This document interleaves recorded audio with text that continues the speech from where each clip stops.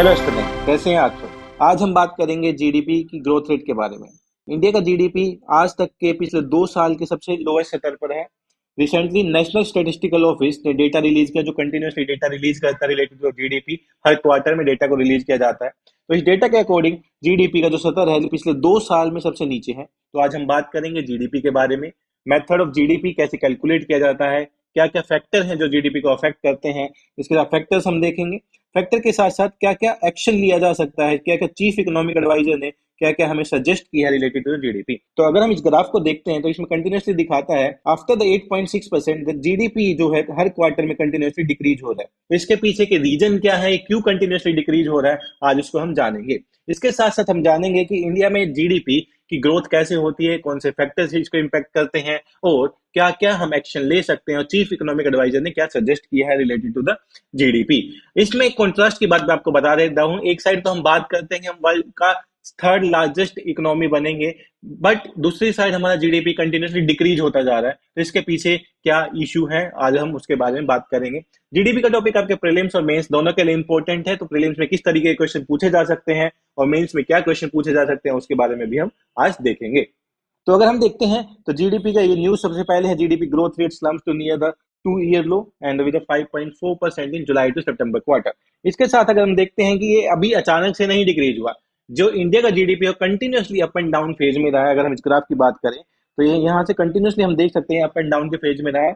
22.6 corona के time पे था जब हम नेगेटिव में ग्रोथ कर रहे थे, उस बेस को लेते हुए इसको पॉजिटिव 22.6 में दिखाया गया। उसके बाद continuously decrease, it's come to 5.5, then it's increase then decrease, continuously कम कम होता जा रहा है। तो अगर आप देखोगे कि ये अभी का ट्रेंड नहीं है, ये कंटिन्यूसली पिछले 3-4 साल की ट्रेंड को अगर हम देखें तो जीडीपी का भी इंक्रीज है, तो लेकिन कंटिन्यूसली डिक्रीजिंग ट्रेंड्स हमें देखने को मिलते हैं इन जीडीपी। तो ये जो ग्राफिकल ट्रेंड है, यहाँ से आपका प्रीलिम्स का क्वेश्चन डायरेक्टली बन सकता है। प्रीलिम्स के क्वेश्चन में आपको एक सिंपल सा फंडा पूछ लिया जाता है, in the last 5 years India का जो जीडीपी है कंटिन्यूसली इंक्रीज हो रहा है, it's a steady increase in the GDP growth. तो ये स्टेटमेंट गलत होगा, it's not a steadily increase, it's a up and down. तो ये गलत स्टेटमेंट हो जाएगा। इस तरीके के स्टेटमेंट यूपीएससी हमेशा पूछता है। तो इसी साथ हम देखते हैं कि क्या मेन रीजन है क्यों इंडिया का जीडीपी ग्रोथ कम हो रहा है। सबसे पहले जो इंडिया का जीडीपी ग्रोथ है बहुत सारे सेक्टर्स पे डिपेंड करता है, जिसमें से एक मैन्युफैक्चरिंग सेक्टर है, इसके साथ साथ एक ऑयल सेक्टर है, इसके साथ एक एग्रीकल्चर सेक्टर भी है। एग्रीकल्चर के साथ साथ एक सर्विस सेक्टर जो इंडिया का सबसे अच्छा परफॉर्म करता है, सर्विस सेक्टर्स है। क्रूड ऑयल सेक्टर्स में क्या काम हो रहा है, और इसके साथ साथ जो 8 मैन्युफैक्चरिंग इंडस्ट्रीज है उसमें क्या क्या काम हो रहा है, वो कैसी परफॉर्म कर रही हैं, उनके बेसिस पे हम इंडिया का जीडीपी ग्रोथ निकालते हैं और उन्हीं सेक्टर्स की परफॉर्मेंस कैसी है उसके बेसिस पे हम बताते हैं कि इंडिया का जीडीपी ग्रोथ बढ़ रहा है या घट रहा है। तो अभी की रिपोर्ट में, जो रिसेंट की रिपोर्ट में, उसमें सबसे पहले बोला गया कि जो मैन्युफैक्चरिंग सेक्टर है, मैन्युफैक्चरिंग सेक्टर अच्छा परफॉर्म नहीं कर रहा है। ये लास्ट के 5-6 years का ट्रेंड भी रहा है, इंडिया का मैन्युफैक्चरिंग सेक्टर ग्रोथ नहीं कर रहा है क्योंकि इंडिया ने एक मैन्युफैक्चरिंग के स्टेज को मिस किया है। हम सीधा एग्रीकल्चर से सर्विस सेक्टर की तरफ आए हैं, जिसकी वजह से हमने मैन्युफैक्चरिंग सेक्टर को स्किप किया और ये मैन्युफैक्चरिंग सेक्टर कंटिन्यूसली ग्रोथ नहीं कर रहा है। आफ्टर द मैन्युफैक्चरिंग सेक्टर देखेंगे तो माइनिंग सेक्टर, इंडिया का जो माइनिंग सेक्टर है वो भी एक अच्छा परफॉर्म नहीं कर रहा। माइनिंग सेक्टर की कमी के कारण भी इंडिया में अच्छा जीडीपी ग्रोथ नहीं देखने को मिला है इस क्वार्टर में। इसके साथ अगर हम देखते हैं स्पेसिफिकली, और भी बहुत सारे फैक्टर्स हो सकते हैं जिसकी वजह से जीडीपी ग्रोथ कम हो रहा है। इसमें एक इन्फ्लेशन है, आप इन्फ्लेशन के बारे में देख सकते हैं कि इन्फ्लेशन कंटिन्यूसली अराउंड 6% रहा है, जिसकी वजह से कंज्यूमर का डिस्पोजेबल इनकम की बात करें, disposable income of the consumer is less. अगर इसके बारे में बात करते हैं, इससे कंज्यूमर का कॉन्फिडेंस इकोनॉमी में भी लेस है, क्योंकि उसके पास अगर डिस्पोजेबल इनकम नहीं होगी तो उसका कॉन्फिडेंस भी लेस रहता है। Urban demand, continuously urban demand कम होती जा रही है। अगर आप देखेंगे तो बहुत सारे केसेस में ऐसा आता है कि मैन्युफैक्चरिंग यूनिट प्रोडक्शन जितना कर रही है उतना सेल नहीं कर पा रही है, क्योंकि डिमांड कम है, क्योंकि कंज्यूमर के पास पैसा ही नहीं है। कॉर्पोरेट इन्वेस्टमेंट कम होते जा रहे हैं, कॉर्पोरेट इन्वेस्टमेंट डिक्रीज होना शुरू हो गए हैं।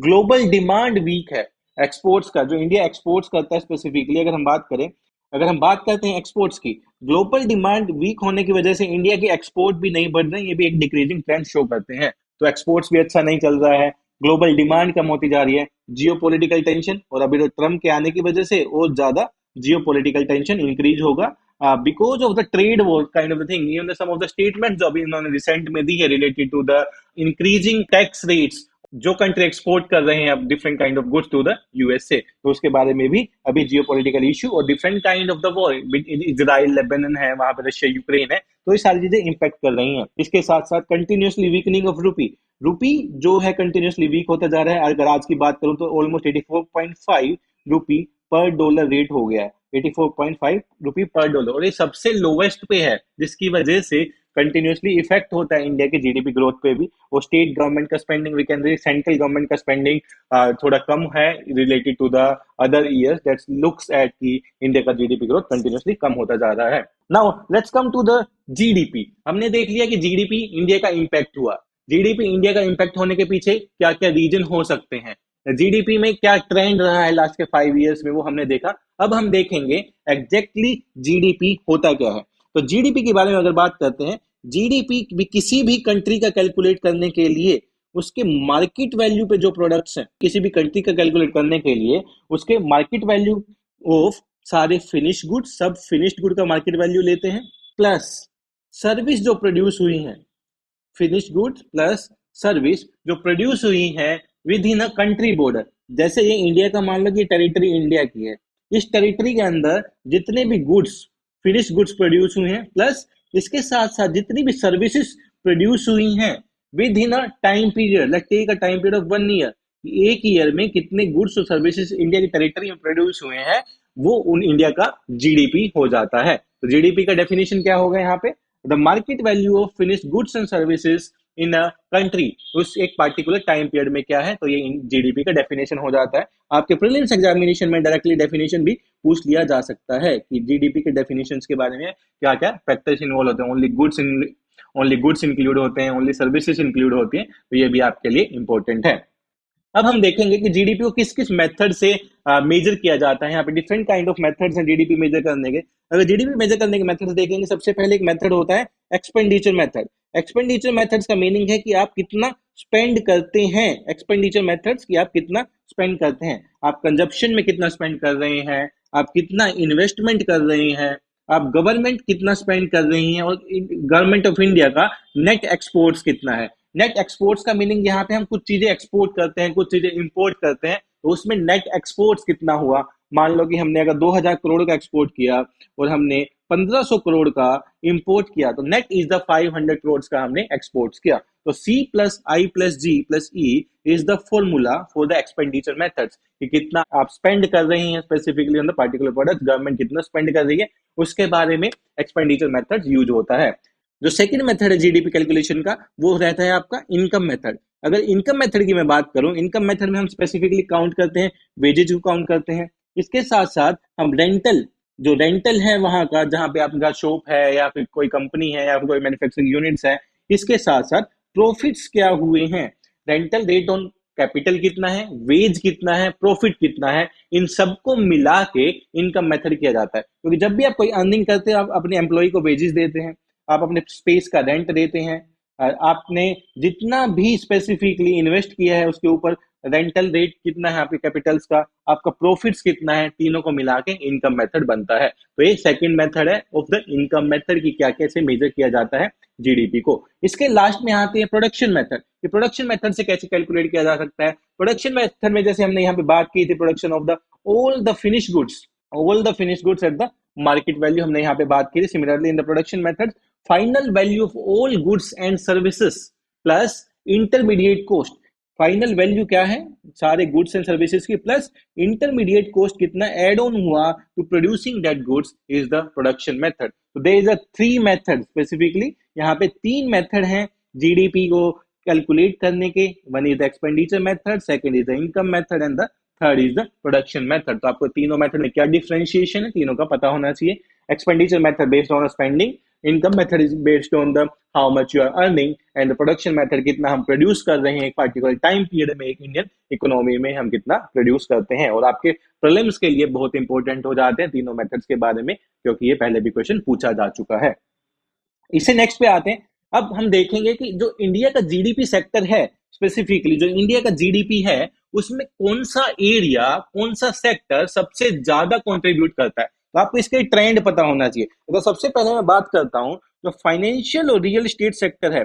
सबसे पहले जो इसमें आता है फाइनेंशियल सेक्टर और real estate, financial, real estate and professional services जो कंट्रीब्यूट करते हैं वो ऑलमोस्ट 23% कंट्रीब्यूट करते हैं। इसके साथ साथ अगर आप सेकंड नंबर पे देखोगे तो कौन सा सेक्टर काम करता है, agriculture and the live stock sector जो सेकंड नंबर पे है, agriculture and the live stock sector 18% contribute करता है। इसके साथ public administration services 15% almost contribute करते हैं। एंड इसके बाद defence sectors and the trade, hotel, transport industry 17% contribute करते हैं। तो सबसे पहले फाइनेंशियल रियल सेक्टर कंट्रीब्यूट करते हैं, उसके बाद agriculture sectors, then trade, hotel, transport and fourth is public administration, defence and the other services 15% को कंट्रीब्यूट करते हैं। इसके बाद बाकी छोटे छोटे सेक्टर्स अगर आप देखेंगे, इलेक्ट्रिसिटी है, कंस्ट्रक्शन 9% है, मैन्युफैक्चरिंग 14% कंट्रीब्यूट करता है। लेकिन इसमें सबसे बड़ा इश्यू इंडिया का यही है कि मैन्युफैक्चरिंग सेक्टर को सबसे ज्यादा कंट्रीब्यूट करना चाहिए, लेकिन it's only contributing the 14% of the things. तो ये एक बड़ा इश्यू है इंडिया के लिए मैन्युफैक्चरिंग सेक्टर्स का। तो आइए अब आगे बात करते हैं कि जो हमारे चीफ इकोनॉमिक एडवाइजर हैं, चीफ इकोनॉमिक एडवाइजर ने करंट सिचुएशन को सोल्व करने के लिए क्या क्या उन्होंने आइडिया बताया। चीफ इकोनॉमिक एडवाइजर ने रिसेंट में हुए इश्यू की वजह से जो इंडिया का जीडीपी ग्रोथ कम हो रहा है कंटिन्यूसली, उन्होंने बताया कि हमें स्पेसिफिकली एक डी रेगुलेशन पे बात करना होगा। डी रेगुलेशन की जो भी हमारी रेगुलेटरी अथॉरिटीज हैं, जो भी हमारी rules and regulation related to the various sectors है, उस पे हमें डिक्रीज करना होगा ताकि वो हर्डल्स कम रहे और ईज ऑफ डूइंग बिजनेस को हमें बढ़ाना होगा। तो यहाँ पे चीफ इकोनॉमिक एडवाइजर सजेस्ट किया कि हमें double down on D regulation को कंटिन्यूसली हमें डिक्रीज करते रहना होगा, जिससे कंज्यूमर का स्पेसिफिकली मार्केट में कॉन्फिडेंस बढ़ेगा, इन्वेस्टर का मार्केट में कॉन्फिडेंस बढ़ेगा और कंटिन्यूसली वो कंट्रीब्यूट करेगा जीडीपी के ग्रोथ में। नेक्स्ट में आते हैं, इसके साथ साथ चीफ इकोनॉमिक एडवाइजर ने सजेस्ट किया कि हमें जो पॉलिसीज है गवर्नमेंट का, कि different kind of the government policy कैसे कंपनसेट कर रही हैं प्राइवेट सेक्टर्स को, कैसे कंपनसेट कर रही हैं मार्केट में specifically the private sectors, like the manufacturing sectors में गवर्नमेंट की पॉलिसी कैसे काम करती है, तो उसके बारे में भी हमें देखना होगा। Like the production linked incentive schemes government of India का आया था फॉर द डिफरेंट सेक्टर्स, जिन्होंने हेल्प किया स्पेसिफिकली प्राइवेट सेक्टर्स को इन्वेस्ट करने के लिए। तो हमें इस तरीके की scheme PLI, production linked incentive schemes के बारे में भी सोचना होगा, हमें हायरिंग को इंप्रूव करना होगा। ये सारे सजेशन हमारे चीफ इकोनॉमिक एडवाइजर ने दिए बेटर हायरिंग पॉलिसी और प्राइवेट सेक्टर्स के लिए स्पेसिफिकली।